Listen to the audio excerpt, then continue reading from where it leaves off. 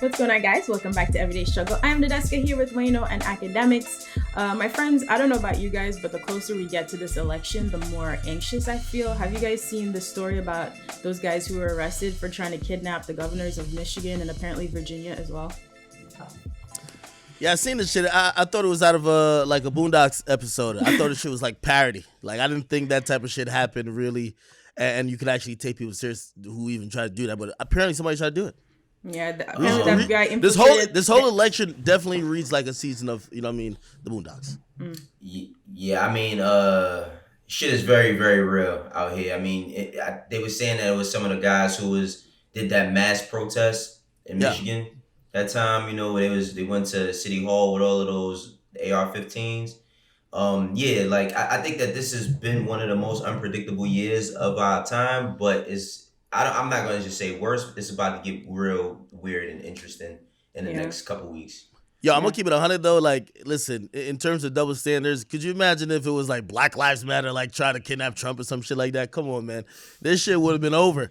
But I don't know, like, in some other groups, they be really on some extremist shit, and to keep it real, like when it hits the media, it's like, fuck it. You know what I mean? It's like, oh yeah, they only try to kidnap the governor. You know what I mean? Let's not be nice and call them extremists. Let's call them racist, what they are. You know what I mean? Racist and also domestic terrorists. That shit is crazy. Terrorists. Well, we do have a president who's been encouraging his followers to quote unquote liberate states like Michigan and Virginia. So they think that's why this is happening. And apparently they infiltrated right before they were about to get their explosives together. So it's serious. And this is really terrifying, guys. Like, this can't really be our life. So just a reminder, please go vote. Please go vote. Please go vote. See, a lot of people have been lining up in states like Georgia already. So that's really encouraging at the very least.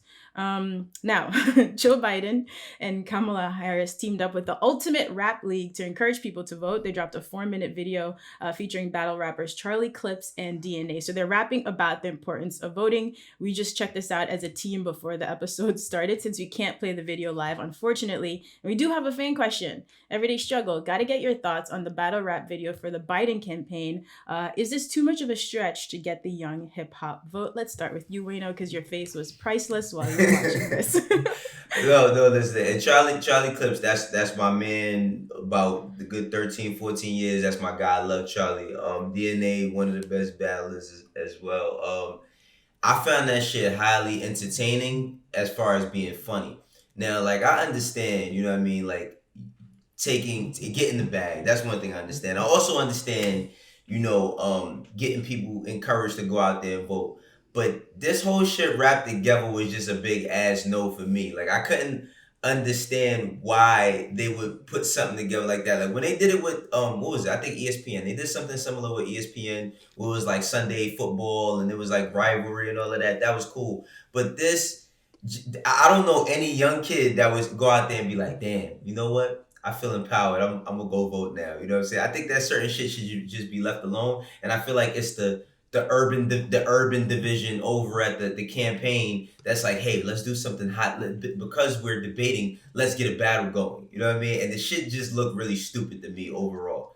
But I love Charlie Clips. You know I love you, bro. Hey, I wonder who they got on the urban division of Biden's campaign. I know when Hillary was campaigning, we had salute to Karen Silver. She was holding it down, but honestly, this was kind of laughable. It's a laughable attempt. I understand trying to, like, it's pandering. It's the equivalent to me of when Hillary Clinton pulled out like some fucking hot sauce out of her purse on the. No, remember when she did the shit with Mary J. Blige? You remember that bullshit? When she had Mary J. Blige singing solo to her. That's definitely like that. It's comparable to that. Now, with all that being said, you know what I mean? We are during the quarantine. About it, if you do like the culture, you fuck with battle rap, I am glad that both those gentlemen definitely collected it back, because that campaign back do hit different. Okay, but let's keep it true, man. That shit is laughable. I think this shit was more like a skit meant to kind of like make you laugh, but it's definitely pandering. But they're gonna try. Yeah, I think it's really hard to find the right ad that's going to connect. So it is a joke, but still, guys, it's really important to vote. They're just really trying. And we do have to shout out Simone Sanders. So I think she's Biden's senior advisor, young, strong Black woman. So there are some, So are some good leadership. She's running the urban division over there. Why do you have to say urban division? I'm not saying she made this decision, but I'm saying there are people close to Biden who do have our best interests at heart. So just please go vote. Yo, I'm just, it's just shit like that mixed with, if you don't vote, you ain't black. Like that is those type of things mixed together that just be rubbing me the wrong way when it come to Biden. I'm just keeping it 100. Like that's the shit that just made me be like, come on, man. Like, don't worry, guys. Doing out here? One day we'll have a president as cool as Obama again, just not this go around. On the meantime, so Asian Doll got some heat this week for tweeting her support for Trump. She said, "I'd rather Trump be president than that other dude." Of course, she got a lot of heat for that. So eventually she responded saying, "Fuck both of them at the end of the day. But we got two choices. I was just saying it's time to vote," which is correct. But then she went on to say in a video that the reason for endorsing Trump was for the $1,200 stimulus checks. But I don't really understand because he's been trying to like hold up those talks when people really, really need that money to survive right now. But anyway, she did say, vote for who you want. Every vote counts, which buttoned it up nicely, I think. Yeah, I appreciate the way she closed it, but saying you wanted to support him, but basically because people are getting $1,200, means that you can be bought. You know what I mean? Like your vote is worth $1,200. The problem is when artists talk about politics, we just got to tune them out because nobody knows anything about policies or legislation or none of this stuff that really matters when it comes to what the president being in office or whomever ends up in office is doing. Mm-hmm. So just tune it out and make your own decisions. But a lot of this shit is very laughable. The shit that goes on to try to get people to vote is very laughable. Hey, clearly Asian Doll definitely believes in voting for her interests. You know what I mean? Listen, her interest is obviously scammer lives matters. You know what I mean? She cares about, her fellow scammers being able to finesse the system to center. The only thing that I get it, like she basically was kind of hinted towards, ever since they started giving out these little stimulus checks, scammers been going crazy. I get it. However, people got to get out of the fucking mentality that this little $1,200 that Trump is giving you, he ain't giving you out of his own money. He's giving your own tax money back. You get me? Like, he's actually giving you money that actually you pumped into the economy. So it's not just like creating like just random money out of the air. Like, you're actually getting back what you already put in the system. Other than that, in terms of what she's saying, she rather support Trump than the other dude. Listen, I think, before she makes that decision, you got to get to know both candidates, and shit, she might come away at the end of the day saying, hey, I prefer the evil I know than the other nigga that I don't. But, you want to be a little bit more informed on it. And especially when you have a platform, like Asian Doll, just make sure you're making that sound decision. And also that might just be a decision for you, not for everybody else. You sound so responsible right now. I'm so impressed. I sound responsible? Yeah. But hey, listen. Well, wait till we get to the Kanye topic. I know. Okay, look, it pains me to talk about this, but since you guys insist, here we go. So earlier this week, Kanye released his very first presidential campaign ad. That was like 22 days ahead of the election. He's encouraging Americans to strengthen religion and faith to improve the U.S. Then yesterday, he got on Twitter bragging about an election poll in Kentucky. He said actually placed him ahead of Biden and Trump. And then local news outlet, wait for it, a local news outlet swiftly confirmed that were actually results from a test election all the way back in June. They hating. Nah, they not. Yo, listen, this whole Kanye run thing is like, it's a case study for him. It's a case study. I do think that Kanye will eventually make an attempt to run for president, but I think that right now he's just gathering the data. Like, as I'm seeing all this, because he knows he has absolutely no chance. He's not like in a position to really be elected for president. This is a case study for him to gather data so that when he does try to run in 2024, he can start building based off that. That's what I think is going to happen. Hey, this is an expensive data gathering process for Kanye because if you really look at it, he's spending about like $10 million to fund this whole thing. So again, if you're going to spend $10 million just to gather some data, like, goddamn it, nigga, just go on Google. But listen, man, he got a lot of people masters. He can do it. He owns a lot of people masters. Touche. But anyway, I actually think that if he pulls even 5%, I think that's probably more proof that, he has maybe a legit shot of, running for president in 2024. You know what I mean? Like, shit, Trump might get elected for another 4 years. Shit, at that point, after 8 years of Trump, niggas might just say, fuck it, let's get Kanye up in this bitch. You know what I mean? You never know. So I do think that he's kind of setting up for the next 4 years, but I do think he's encouraged by everything going on, and I definitely didn't think he would beat Biden or Trump. But if he pulls 5%, that's huge. Okay, if you say so. So That's stop capping like you're not about to write in Kanye in the ballot for the New York. Stop. I love No? Kanye, one of my favorite artists of all time. I am not voting for this man for president. Don't we see what happens when inexperienced people run for the most important job in the world? Stop this, academics. Anyway, we know Megan Thee Stallion has had a pretty turbulent few months. So she just wrote a big op-ed piece for the New York Times where she addresses a few different things, including the importance of protecting Black women, her own personal experiences with violence at the hands of a man, and the upcoming election. So I have a couple quotes for you guys here. And one, she says, "I'm not afraid of criticism. We live in a country where we have the freedom to criticize elected officials, and it's ridiculous that some people think the simple phrase protect Black women is controversial. We deserve to be protected as human beings, and we're entitled to our anger about a laundry list of mistreatment and neglect that we suffer." You know, of course, in the Tory incident, she's caught a lot of heat from people on social media that seemed to try to back her in a corner and made her feel like she had to over-explain. And then she added, almost 100% in reference to the incident with Tory back in July. She said, "I was recently the victim of an act of violence by a man. After a party, I was shot twice as I walked away from him. We are not in a relationship. Truthfully, I was shocked that I ended up in that place." And of course, she got some negative responses to this where people accuse her of using the phrase protect Black women, for her advantage. And she said, "This is exactly the type of dumb comment that makes me scream, protect Black women. Please tell me why I would need to lie about being shot to promote the protection of women. Out of all the things to lie about, this is sad coming out of a Black man's mouth." How'd you guys feel about this op-ed? Academics. Do you? Real quick, I want you to go first. But do you feel that the Rock Nation sweatshop is at work on this one? Oh yeah, they wrote the whole thing. Facts. They wrote the whole thing, man. Listen, you could probably look at somebody in the PR department. Like, first, some of these words, like, Mike don't even use. Anyway, I get it. It's an op-ed. By the way, I think it was brilliantly written, and it stated her position. I am gonna say in regards to the whole protect Black women thing that she later went off on a fan about, and yes, she is kind of she's using it as the flag to kind of I'm not gonna say just for self-promotion, but she's kind of waving that flag. My only thing that's I'm a little confused with, and again, I'm going to tread very lightly when giving this criticism because I understand and I've accepted that she's a victim. But if she's with this protect Black women thing, you also can't get up on Instagram Live and then say you gave all the reasons why you're not going to tell on Tory. You're protecting the abuser. You said a dude abused you, right? And for all the Black girls that are coming up that are watching you, you're their favorite rapper. Like you're not doing these things to make sure that if another person is in the same situation, they could at least get some justice.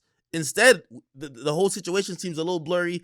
It seems like, to keep it real, before recently, looked like Tory might not got even charged.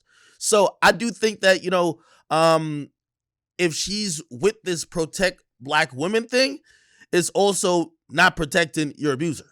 So I don't know. Well, you got to remember that she went on that whole Instagram Live thing prior to him dropping his album, right? So yeah. I think that now, and like I said, before that, I think that this is now becoming to a debate. It's a topic of discussion because you have people on one side supporting Tory because he makes good music and they believe him, and then you have people who support Megan just because, not just because, she went through a tragic situation. I think now, I think that she has figured out a way how to not just use it to her own benefit, but to bring some sort of awareness to the people that might not have gone through her same situation, but are going through other similar situations that don't have a voice. So yeah, when she first, mentioned it, we didn't have all of these details. Now that Tory's come out, he put an album out. He didn't really detail the situation, but he's been on his campaign as to, I didn't do it. Meg is on her saying, yes, you did. So that cooperation thing, I believe is really going to change. I think that's going to change. Okay, well, we'll see. And by the way, who knows? Maybe he did already. That's why charges came about. I'm just kind of looking at the whole thing. And listen, I do think you could say, we're protecting Black women and we believe Black women, and still raise an eyebrow at the story that just don't make no sense. You know what I mean? Again, I'm not saying everybody has to get on Instagram Live and just tell exactly what happened in Center. I get it. But truthfully speaking, if somebody actually said they're skeptical that Tory Lanez did this, right? Not only because of his own denial, right? But also just kind of evaluating some of the public facts that we know of the night.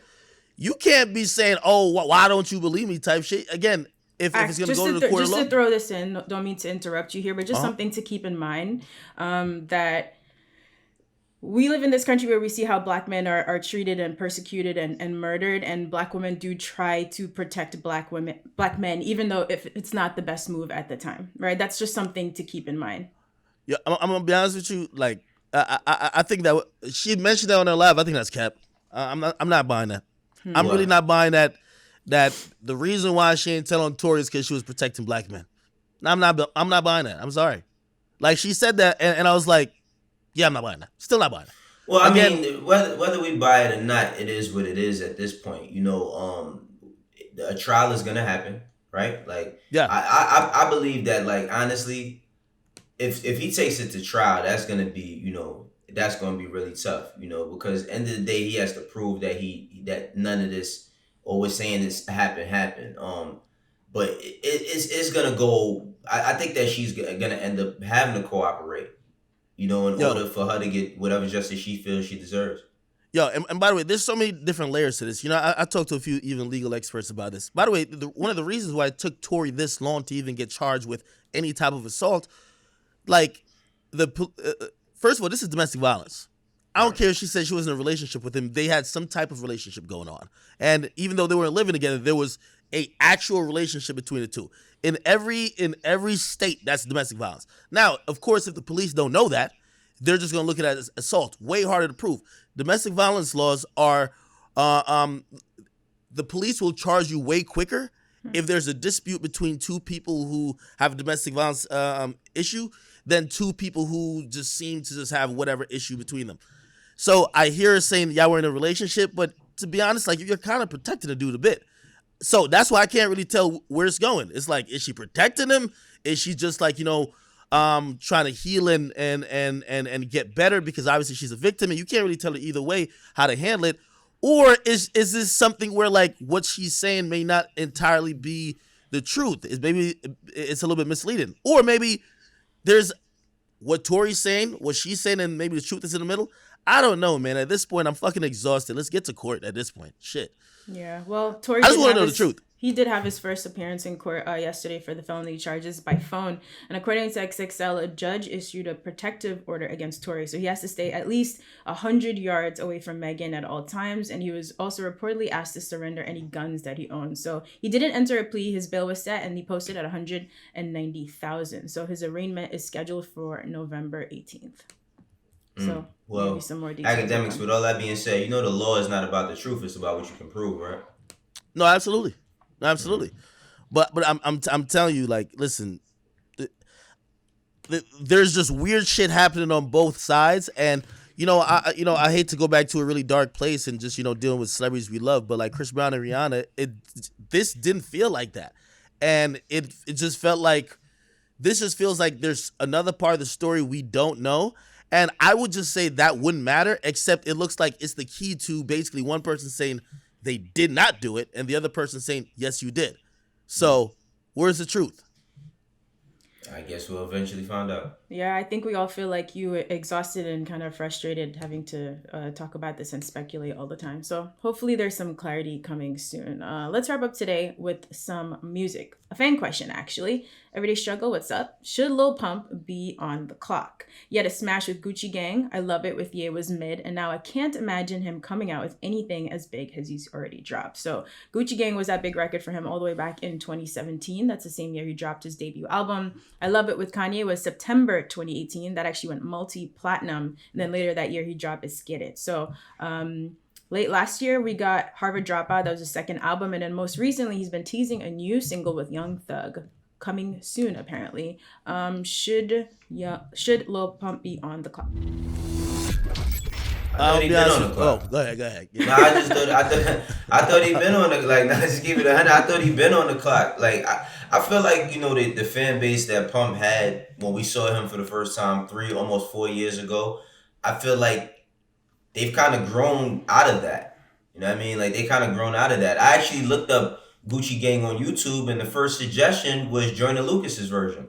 So I think that, Lil Pump, I didn't look at him as an artist to have longevity in this game, but I mean, he hasn't really done every record that he has that's been something outside of Gucci Gang has been something with a feature. And he hasn't had any really good features lately. So I thought to me, he's been on the clock or is off the clock now. Like, he ain't really done shit, to be honest. Lil Pump's on overtime. Listen, it's way past his time already. I think he's been on the clock for about a year and a half. Here's the thing with Pump. Fortunately for him, he's half Hispanic. So like, this is what happens when people can't really get that buzz in hip hop.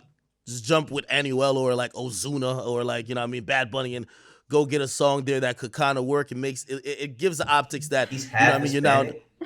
Yeah. I think he's Cuban or something like that.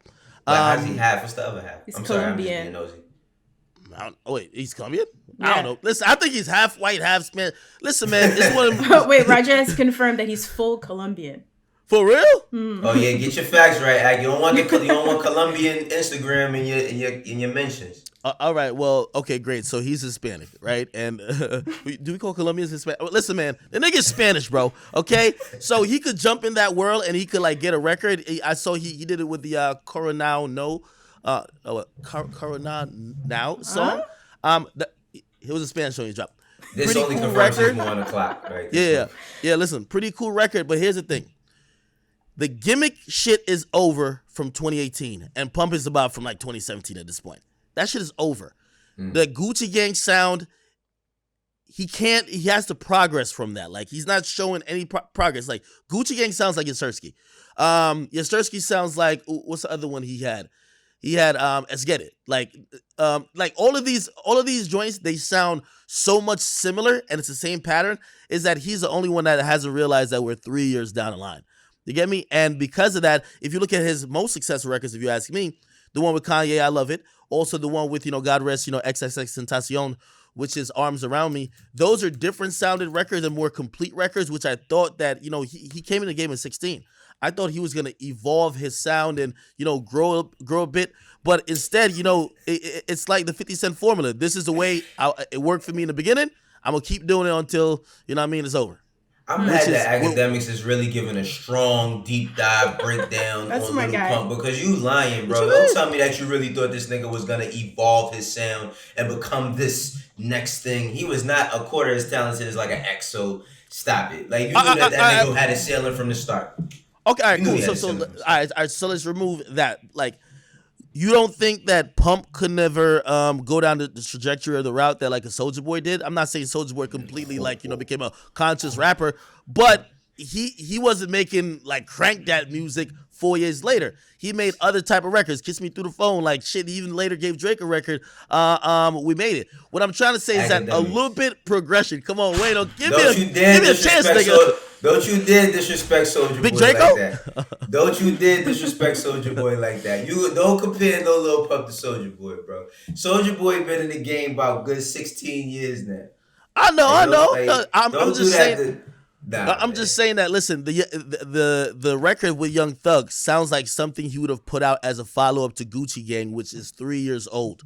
And because of that, okay, and because of that, that's why he's kind of on the clock. A lot of these things aren't really materializing. By the way, also I want to add in while we're talking about Pump. I remember, a year ago, I think we talked about it just on this very show where Pump basically said, yo, listen, hey, I want $20 million for like a contract to send third. If you don't know, he was really involved because he got out of his contract with Warner because he was underage and pretty much signed back to Warner. Apparently it was one of the dopest finesse that some people in the industry land call it. But I'm wondering if that fucked up his career. You know what I mean? Maybe he started chasing the bag too much instead of actually thinking about maybe longevity. That was a cash out move, clearly. No, that was definitely a cash out move. When he tried to do that finesse. Go ahead. If I was Lil Pump, what I would do is I would just make like a fantasy factory and do a reality show. Because he started doing all types of silly ass antics, smoking blunts the size of people's feet, breaking his watches, doing all types of silly shit. If I was him, I'd go to one of these companies and just try to do a fucking reality show and filter my music, license it through that, instead of trying to be a full blown artist. Like, come on, bro. He's not like he got lucky with like them records. I don't think that he's a really talented artist, but people like to watch him. You know what I'm saying? Like people like to watch him. Like he can put up an Instagram video doing some silly shit and get 1,000,000 views. So if I was him, I would just do a reality show or some shit and put my music out through that. Well, here's the thing though. I feel like some of those gimmicks that used to work, like remember again for might be graphic for some of the people who watching at home, but like Lil Pump literally used to, when he was like trying to do shock gimmicky type of stuff to go viral, he used to put like a gun in his mouth, running around, do really dumb stuff like that. These days, like bro, like again, just look outside. Like some of those dumb things that he normally did and even still does now, I don't think it doesn't go viral at all. It doesn't go viral. I mean, listen, it used to go viral then. You know what I mean? It doesn't go viral. Get him and 2 other artists that ain't popping. Let them get together and do Jackass over. They should, like, you know how they doing the shows over. They doing what's his name? They did Punked over. Let him do Jackass. Like let him and a few other niggas do Jackass. That would be lit. Well, here's the thing too.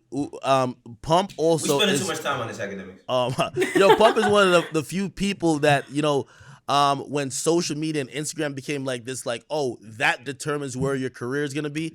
He almost has like 20 million followers, right, on Instagram, and it's now people are realizing that that 20 million followers means nothing if the people just check out, and the social media numbers that some of the people who were rising very fast in numbers and Instagram follower count a couple years ago, they're all irrelevant now. That's because it's new niggas to watch do dumb shit now.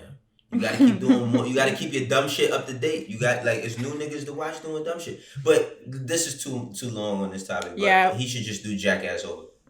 True. We gotta go, but I don't know if I've ever tell you. I just really appreciate how you could do a deep dive on absolutely anything. I could pick a random topic out of the sky. Right, I love it. I love it, man. You are very talented. No, but he's really a nice guy though. Pump could get a record, man. He's a nice guy. He could get a record. Are we not gonna say he's one record away? If he has one record, like. But you just said he's on you're one you record said away. He's passed off the okay. Yeah, right. But everybody's one record away. Have some hope for my guy, man. Like Lil Mosey did it with Blueberry Faygo. Like, come on, man. No, come on, man. Like, I don't think Pump can make a Blueberry Faygo. Just hold on. Maybe not a Gucci Gang, but maybe Chanel Gang or something like that. Come on, man. He could do something. No more okay, games, so you said he's way off the clock. He's on overtime, but he's still one hit away. Okay, there it is, ladies and gentlemen. All these things. Thank you for your fan question. Send us some more. We're on Twitter at Everyday Shrug with 2 G's. We gotta go. We'll see you here tomorrow on Complex.